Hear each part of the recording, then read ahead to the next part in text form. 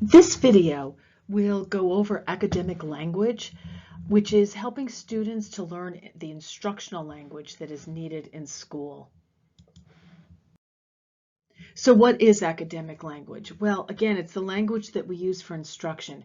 It's the specific way that we talk in schools that children might or students might not be familiar with. It's not the kind of language that we use in everyday talking, but the kind of language that we use in school.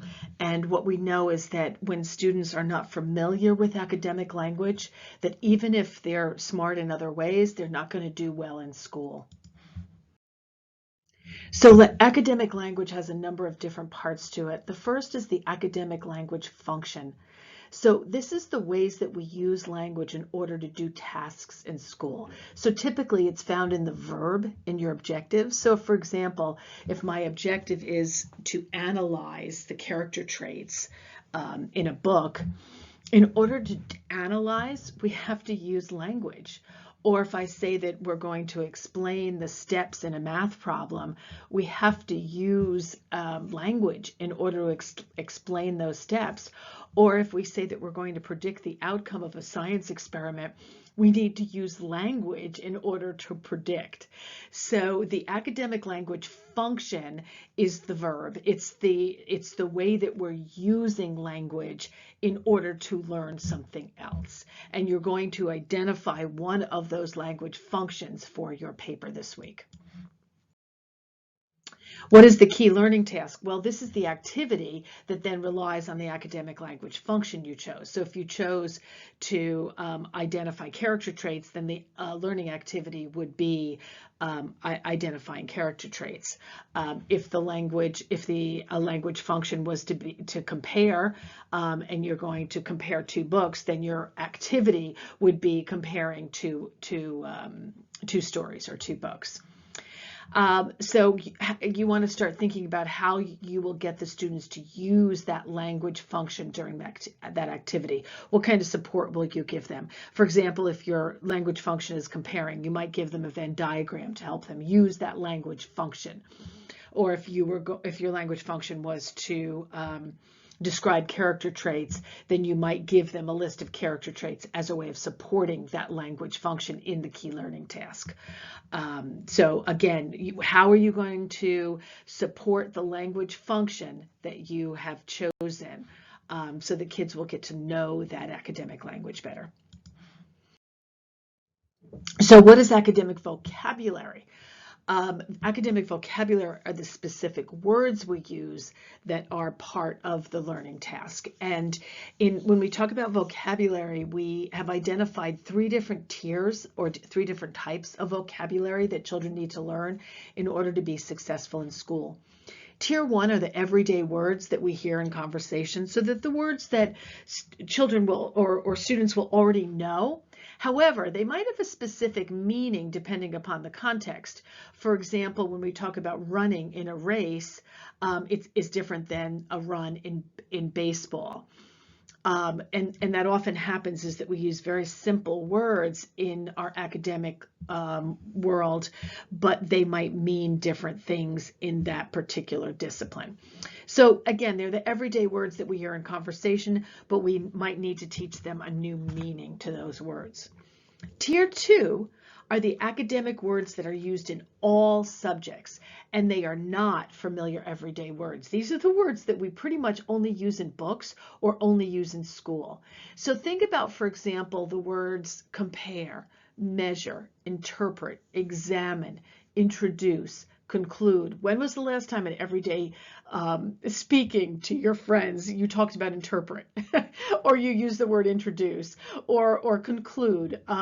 We typically only use these words in school or in academic language, in books. Or maybe in very sophisticated like TV shows or movies or something like that.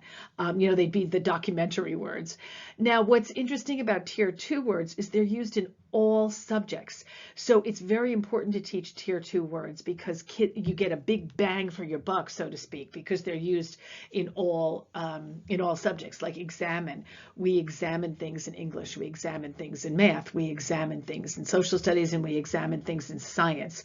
So those are all, that word is going to be used in all different disciplines. So it's very important to teach these words. And then tier 3 are subject-specific words that are only used in that discipline, such as photosynthesis in science, or addend in mathematics, or figurative language in English. These are important because they're going to be used in that specific discipline, but they're maybe not quite as important as tier 2 words because they're only used in one discipline. So again, our big focus is on tier 2 words, but we also want to pay attention to tier 1 and tier 3 words. So for your academic language paper, you're going to identify one or more words in each of these tiers that you would be working on. And then what are planned instructional supports? Well, these are the ways that you'll help the students learn the vocabulary and use the new words. It's not enough that you as a teacher have used the words so the kids can hear them. They need to use them because the only way you learn a new word is to use it yourself. Hearing it is just not enough. So you're going to use your textbook and some of the ideas that we have online to gather ideas for teaching the vocabulary. So you're going to want to have, one or two strategies that you're going to use for that particular activity to teach the vocabulary. Next is discourse. This might be a new word for you. This is a tier 2 word, which is why you might not have heard of it before. But discourse means the way that we talk and write in specific disciplines. You might never have thought of this before, but different disciplines have different ways of writing and different ways of talking. So in science, for example, we write lab reports and we give presentations on the findings. In music, you might write analytical papers about musical history or musical styles, or have discussions in which students make personal connections to music. They also, of course, would actually write music. In business, it's expected that students can write clear reports. So the writing in business is different than the kind of writing that we might do in English.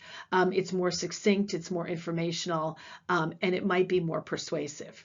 In mathematics, it's expected that students can write proofs or be able to clearly explain their thinking and how they got their answers.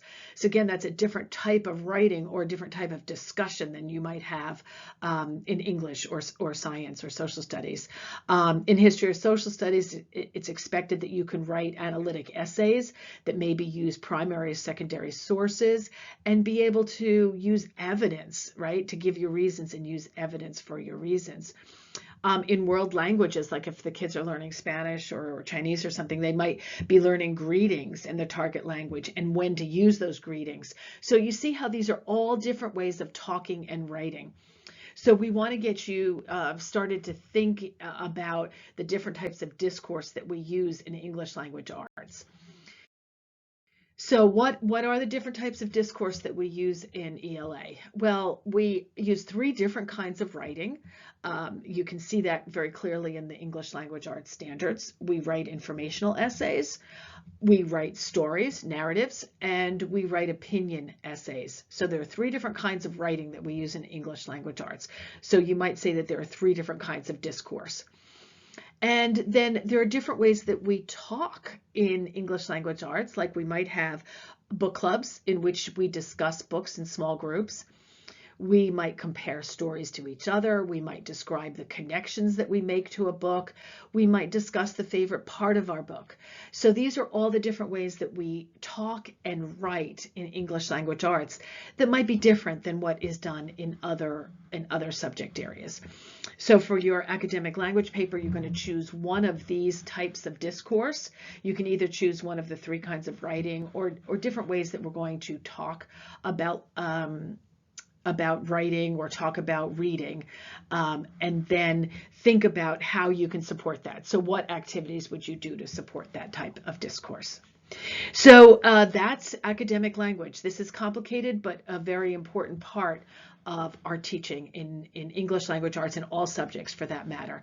This is also an important part of EdTPA, which is the state performance assessment that you will be completing in your final semester as an alternate route teacher. So again, this is academic language.